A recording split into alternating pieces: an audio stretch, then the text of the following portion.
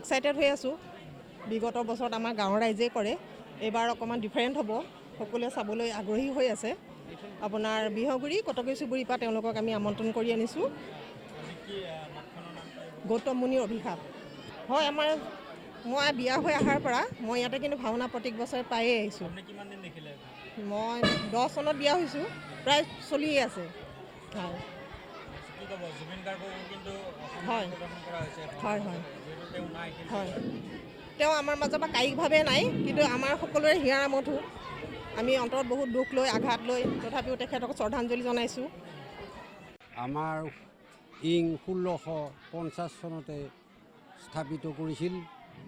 আমাৰ ককা আজোককা দেউতাসকলেও এই 1 নং চুতীয়াপাৰাৰ নামঘৰত ভাওনা, নাম, পুথিপাঠ ইত্যাদি কৰি আহিছে আৰু সকলো কলাকৃষ্টি বজাই ৰাখিছে। আৰু সেই মৰ্মে আজি এই আহি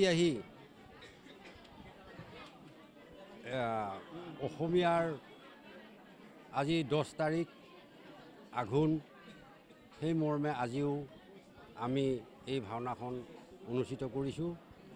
আৰু আমি শোণিতপুৰৰ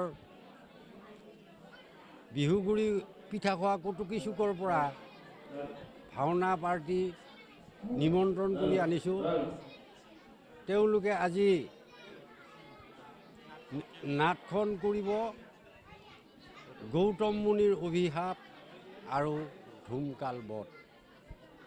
এইখন নাটক তেওঁলোকে সুন্দৰভাৱে পৰিচালিত কৰিব আৰু দৰ্শকসকলে বহুত আগ্ৰহেৰে চাম বুলি ৰৈ আছে। গতিকে তেওঁলোকে অশেষ চেষ্টা কৰি এই ভাওনাখন আমাৰ এই উপস্থিতি ৰাইজক দেখুৱাব ইচ্ছুক কৰিছে।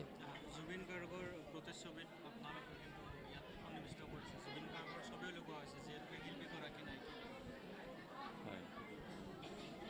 জুবিন দাৰ বিষয়ে আমি বিভিন্ন ধৰণৰ আগৰ পৰা তেওঁৰ মৃত্যুৰ স্বৰ্গীয়ৰ যিখিনি নীতি নিয়ম আমি আপ্ৰাণ চেষ্টা কৰি নীতি নিয়মখিনি পালি আহিছোঁ।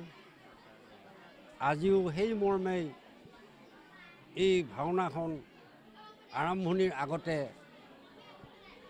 জুবিন দাৰ এই শ্ৰদ্ধাঞ্জলি জনাই আমি সকলো ৰাইজে, উপস্থিতি ৰাইজে ইয়াতে এই ভাওনাখন আৰম্ভণি কৰিছোঁ। জুবিন দা, জয় জুবিন দা।